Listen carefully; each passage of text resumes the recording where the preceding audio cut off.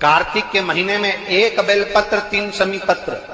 कार्तिक के महीने की दोनों अष्टमी में से किसी भी अष्टमी पर, चाहे उजाले की हो चाहे अंधेरे की, शुक्ल पक्षी की हो चाहे कृष्ण पक्ष की, एक बेलपत्र 3 शमी पत्र आप कभी दिल से, कभी मौका मिले हृदय से, दामोदर मास में, कार्तिक मास में अशोक सुंदरी वाली जगह का स्पर्श कर कर भगवान शंकर के शिवलिंग पर एक बार समर्पित कर कर देखना और दूसरे वर्ष इंतजार करना कि तुमने कार्तिक महीने में अष्टमी के दिन बाबा को शमी पत्र बेलपत्र दिया था, क्या बाबा ने तेरे घर में धन और वैभव दिया कि नहीं दिया? जो स्थिति में गाड़ी चल रही थी वो स्थिति की गाड़ी तेरी पार हुई?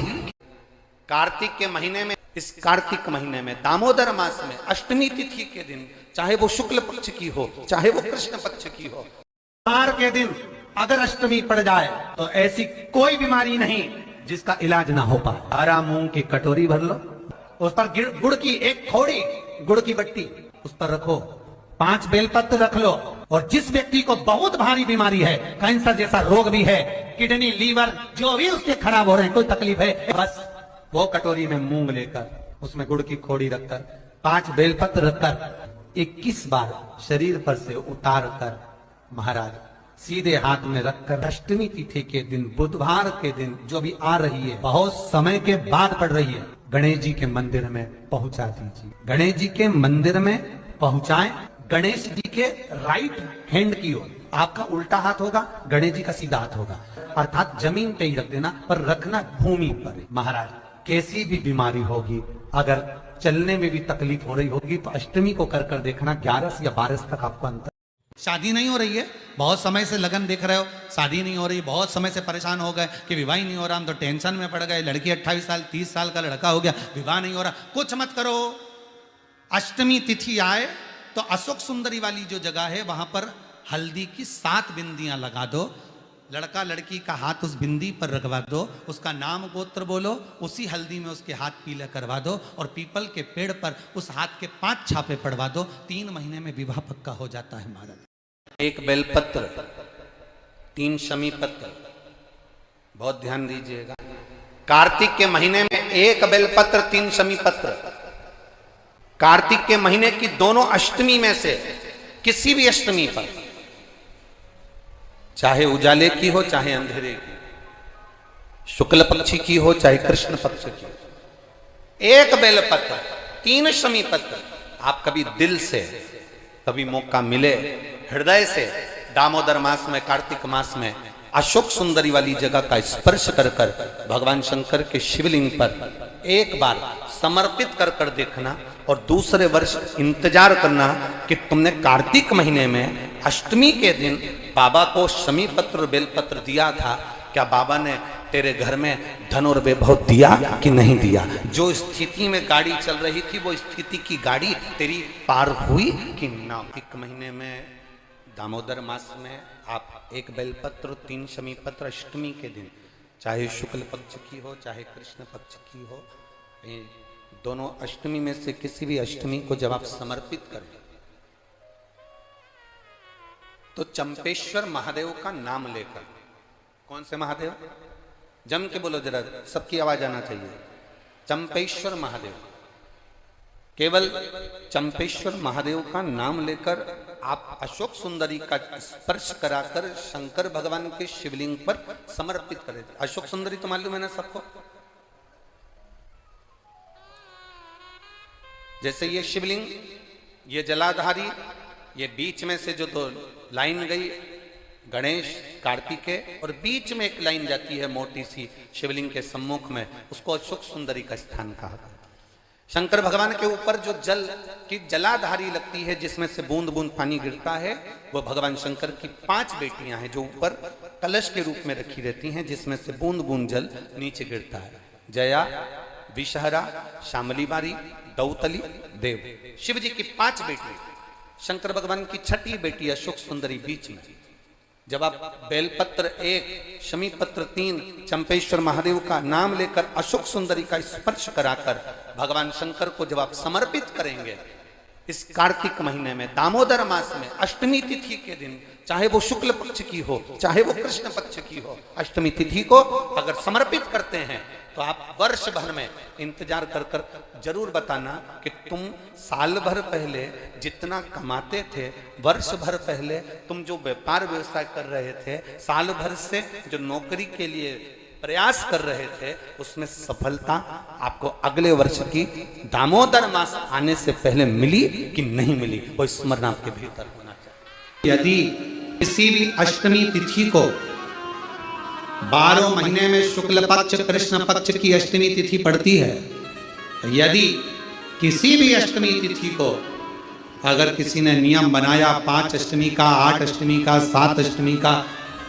एक कनेर का पुष्प शिव जी के शिवलिंग को समर्पित करना, अशोक सुंदरी के स्पर्श करना, और जो जलाधारी होती है, जैसे ये शिवलिंग है, ये जलाधारी है, तो पहले शिवलिंग पर स्पर्श, फिर अशोक सुंदरी का स्पर्श, फिर जलाधारी पर कनेर का पुष्प शिव जी की ओर मुख कर कर, अर्थात जैसे मानो ये कनेर का पुष्प है, तो ऐसा शिवलिंग का स्पर्श करते हुए जलाधारी पर जो समर्पित करता है, भगवान शंकर उसके मन की कामना को पूर्ण जरूर करते हैं। एक कनेर का कार्तिक का महीना मतलब भगवान शंकर के पुत्र कार्तिकेय महाराज का महीना है। शरणानंद कार्तिकेय ने क्या क्या मांगा था शंकर भगवान से, अपन सुनेंगे। वो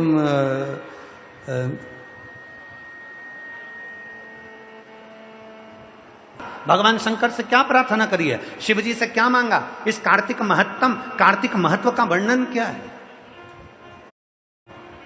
शिव तत्व को जानने का प्रयास करें।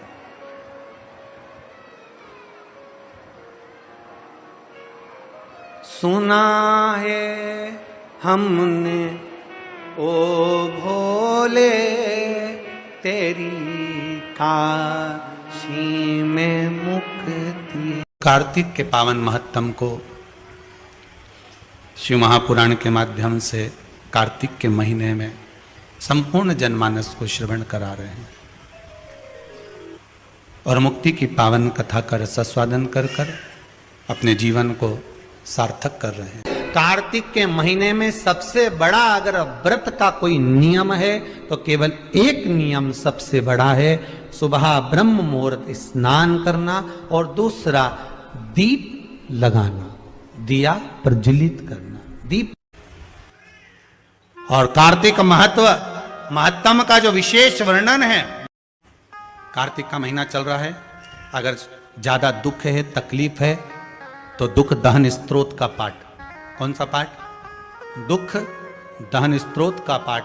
आप इन 3 वृक्ष में से आंवला हो, पीपल हो, चाहे बेलपत्र हो, इन 3 वृक्ष के नीचे कहीं पर भी बैठकर आप उस पाठ का स्मरण करो, घी का दीप लगाकर।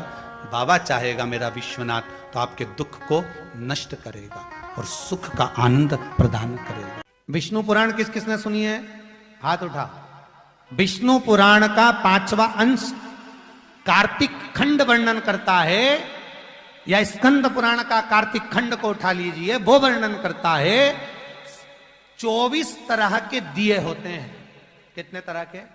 24 तरह के दीप होते हैं। उस दीप में सर्वाधिक श्रेष्ठ दीप होता है तुलसी दल का दीप, तुलसी की डंडी से जो प्रकट किया है।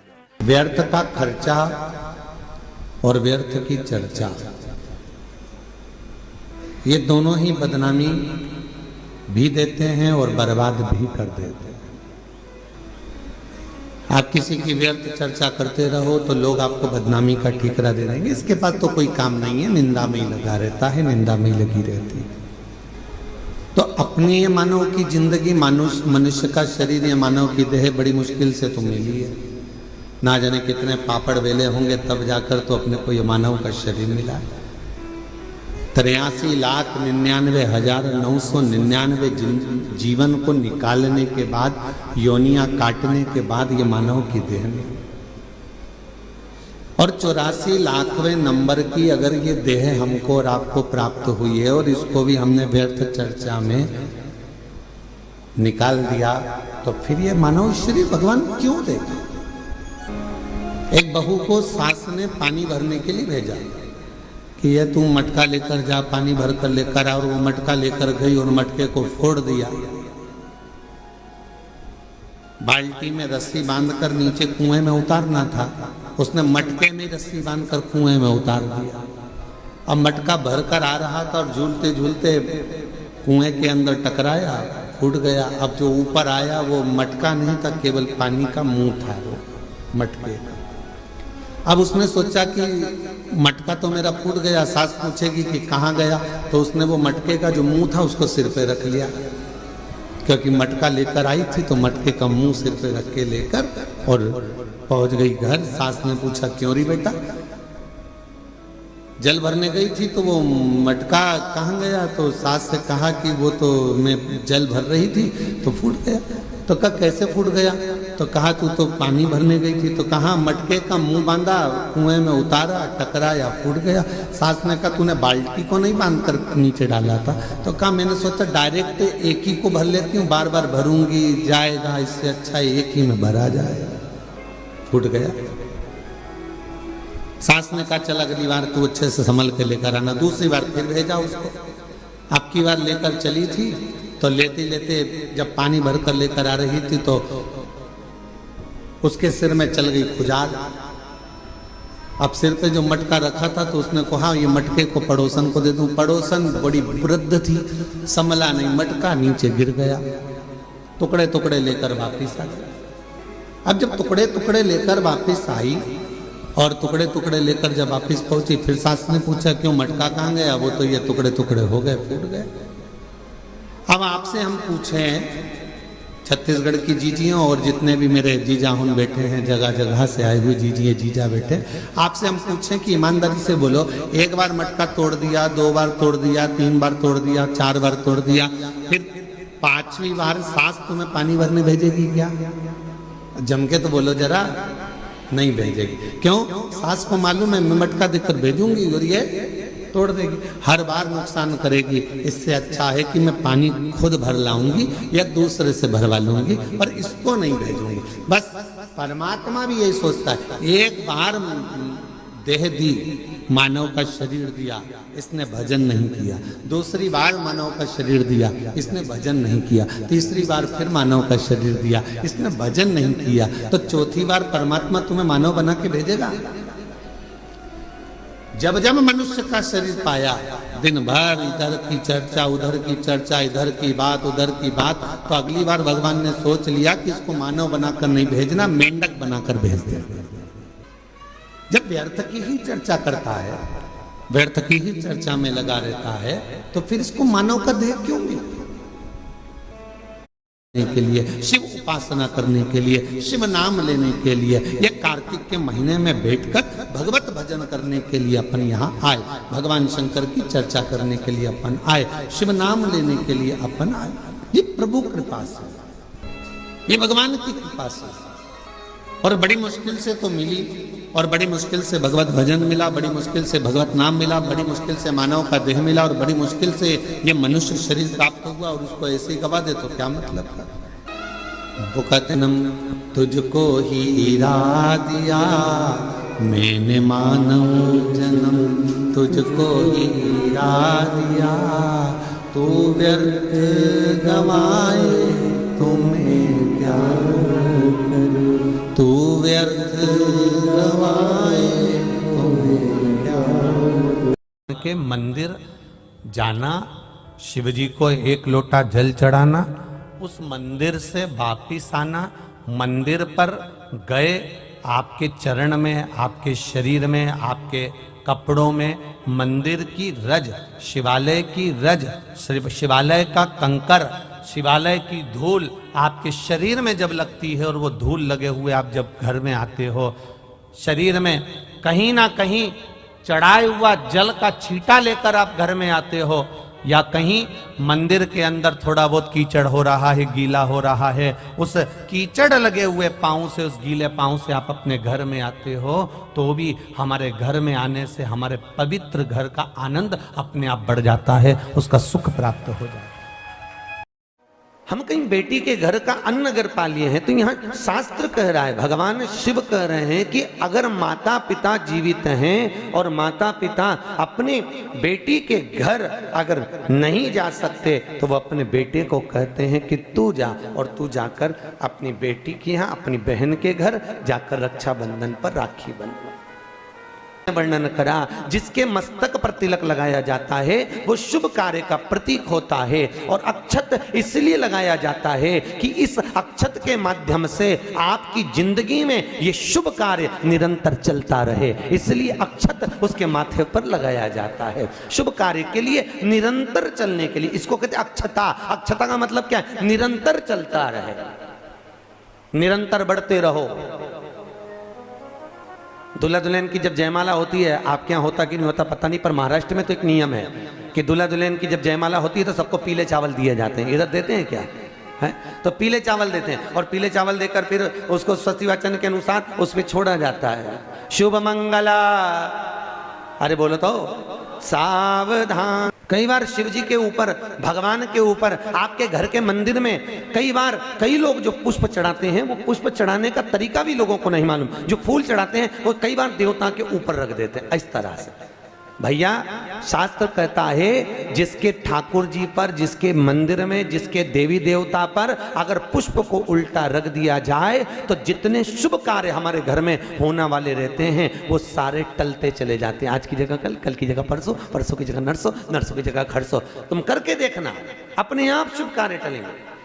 इसलिए भगवान के सम्मुख में जो पुष्प चढ़ाया जाता है वो सीधा चढ़ाया जाता है। यहां तक शास्त्र कहता है अगर भगवान को पुष्प चढ़ा रहे हो तो अगर सीधा और उल्टा नहीं मालूम तो नीचे की जो डांट है उसको तोड़ दीजिए और पत्ती की पत्ती, पंखड़ी की पंखड़ी भगवान को समर्पित कर दीजिए। वो शिव जी को स्वीकार होगा, वो भगवान को स्वीकार होगा।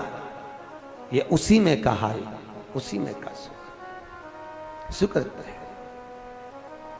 जैसे पानी में पड़ा हुआ पुष्प, काय में पड़ा हुआ? अरे बोलो जम के, पानी में। कई माताओं की आदत रहती है, हमने कई कई ब्राह्मणों को भी देखा, कई कई लोगों को देखा, क्या करते हैं, कमंडल ले जाते हैं, कमंडल डोलची, कमंडल में पानी रहता है, एक बाल्टी में पानी रहता है, और पेड़ पे से तोड़ तोड़ के उसमें डालते रहते हैं। फूल को तोड़ा, उस बाल्टी में डाल लिया, बाल्टी में पानी है, उस पानी में फूल डल गया। और अगर पानी में फूल डल गया और उस फूल को निकालकर आपने महादेव को समर्पित करा, देवी देवता को समर्पित करा, ठाकुर जी को समर्पित करा, कृष्ण राम नारायण लक्ष्मी को समर्पित करा, तो जो पानी में पड़ा हुआ फूल निकालकर अगर हमने देवता को चढ़ाया तो वो निर्माल्य के तुल्य हो गया। काय के तुल्य है? निर्मल। निर्मल जानते हो? भगवान पे चढ़ा हुआ फूल, मतलब उसका कोई परिभाषा नहीं है, तुम कितने ही चढ़ा लो, वो निर्माल्य के तुल्य। अगर पानी में पड़ा हुआ पुष्प निकालकर पानी के लोटे में से, पानी के कलश में से, पानी की बाल्टी में से उठाकर चढ़ाया है तो वो निर्माल्य हो गया, मतलब चढ़ा चढ़ाया फूल हो गया, उसको भगवान स्वीकार नहीं करते, याद रखिए। उसी तरह जैसे तांबे की प्लेट में रखा हुआ चंदन, तांबे की प्लेट में अगर चंदन रखा है और वो अपन ने लगा दिया तो वो चमड़े के बराबर हो जाता है। इसलिए तांबे की प्लेट का चंदन किसी को नहीं चढ़ाया जाता, किसी देवता को नहीं लगाया जाता, किसी देवता, निर्माल्य।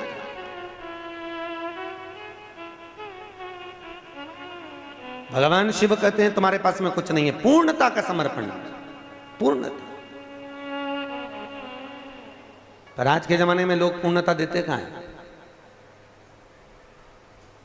एक बात बताओ, भगवान के मंदिर में नारियल फोड़ा, राम जी के मंदिर में, हनुमान जी के मंदिर में नारियल फोड़ा, और वो नारियल फूटने पर अच्छा निकल गया तो भगवान ने स्वीकार करा कि नहीं करा? अरे बोलो जम के, अच्छे से बोलो, करा? अच्छा ठीक है, आप बोल रहे हो करा, शिवा पुराण करे ही नहीं करा। अगर नारियल फोड़ने पर राम मंदिर, हनुमान मंदिर में, देवी मंदिर में नारियल को फोड़ा और फूटने के बाद अगर वो नारियल अच्छा निकल गया, उसमें से थोड़ा सा टुकड़ा तो तुमने भगवान को चढ़ाया, बाकी का सब घर ले जाके चक्कू से निकाल निकाल के खा गए। और मान लो वो नारियल फूटने पर बेकार निकल गया तो तुम उसको घर ले जाओगे?